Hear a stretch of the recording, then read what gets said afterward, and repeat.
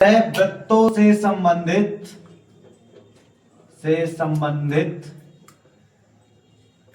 क्षेत्रफल।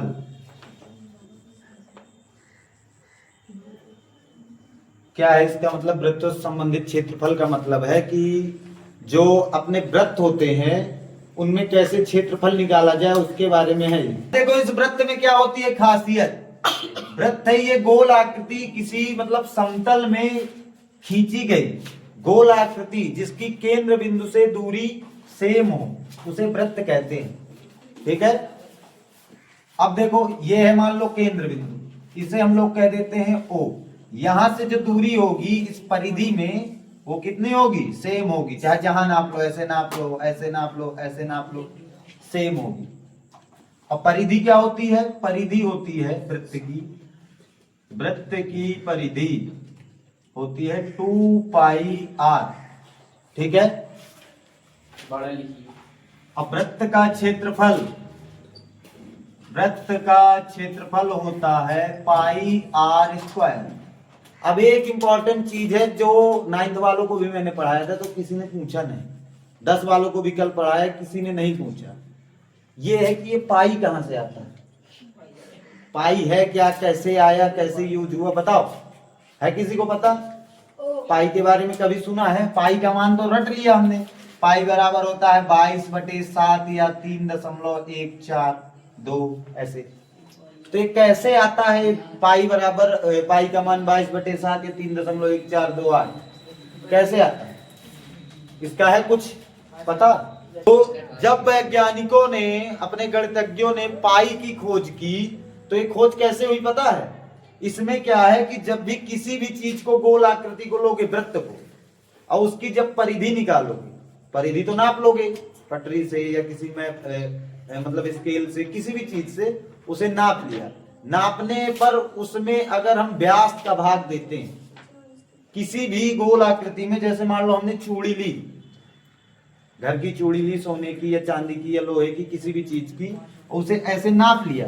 नापने पर परिधि मान लो आ गई, उसमें कुछ भी आ गई, उसमें जब हमने 2r यानी व्यास का भाग दे दिया, परिधि में जब हम व्यास का भाग देते हैं तो एक ऐसी वैल्यू हमेशा निकल के आती है जो 3.1428 होती है। चाहे जब देख लेना तुम कोई भी एक घर में गोल आकृति लेना, पहले गोल छल्ला ले लेना, तार का बना लेना, उसमें क्या करना, उसकी त्रिज्या नाप लेना। त्रिज्या तो पता है, केंद्र बिंदु से दूरी समान हो, ऐसे पेपर में रख के गोल आकृति खींच लेना, फिर उसकी त्रिज्या निकाल लेना, वो तो आधे से नाप लेंगे। उसके बाद क्या करेंगे, उसकी परिधि निकाल लेना। परिधि कैसे निकलेगी? छल्ला तार का होगा यदि तो उस तार को तोड़ लेना है, तोड़ने पर सीधा हो जाएगा, उसको नाप लेंगे तो परिधि निकल आएगी। फिर उसमें अगर परिधि में तुम व्यास का भाग दे दोगे तो ये पाई का मान ये निकलेगा। समझ में आया? उन्होंने कई सारे एक्सपेरिमेंट किए, बड़ा लिया, छोटा लिया, कई सारे लिए, तो उसमें हमेशा क्या आता था 3.1428 ऐसा कुछ निकल के आ जाता था। तो वो होता है पाई का मान, ऐसे निकला है। समझ में आ गया ना?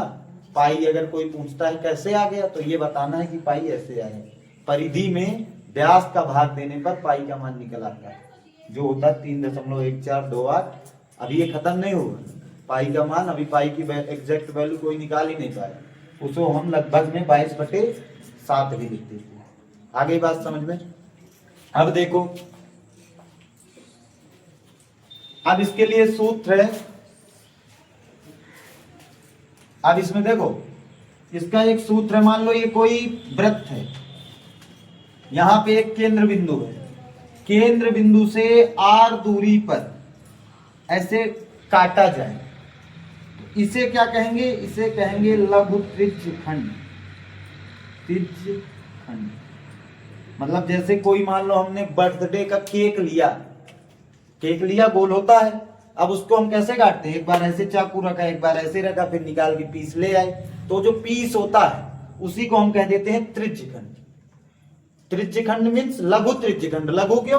क्योंकि देखो ये पूरा अभी बड़ा पड़ा है, उसी में लगा हुआ है, केवल हमने छोटा सा भाग इसमें निकाल लिया है, तो वो कहलाता है लघु त्रिज्यखंड। आई बात समझ में? ये यहाँ पे कोई कोण बना रहा होगा, मान लो थीटा कोण है, यहाँ पे कोई त्रिज्या होगी, मान लो r त्रिज्या है, तो इसका जो सूत्र होता है लघु त्रिज्यखंड, त्रिज्यखंड बराबर होता है थीटा बटे 360 पाई आर स्क्वायर। ठीक है, थीटा ही आएगा, इसमें 360 का भाग दे देना है, पाई आर स्क्वायर आ जाएगा। ऐसे ही दीर्घ का निकालना है। मान लो दीर्घ त्रिज्यखंड क्या है, तो दीर्घ त्रिज्यखंड कैसे निकलेगा, पूरे वृत्त का क्षेत्रफल क्या होता है, पाई आर स्क्वायर। उसमें हम क्या कर देंगे, लघु त्रिज्यखंड का क्षेत्रफल घटा देंगे। पूरे में से यदि हम छोटे वाले को घटा दें तो ये बड़े वाले का अपने आप पता चल जाएगा। तो ये आ जाएगा क्या, पाई आर स्क्वायर, और ये आ जाएगा अगर कोष्टक में ले लिया जाए तो 1 माइनस थीटा बटे 360। ऐसे कर सकते हैं क्योंकि पाई आर स्क्वायर दोनों में कॉमन आ गया। अब उसके बाद क्या है, इसके सूत्र करेंगे। अभी इतना हो गया, सूत्र करेंगे। उतारो जल्दी, उतार।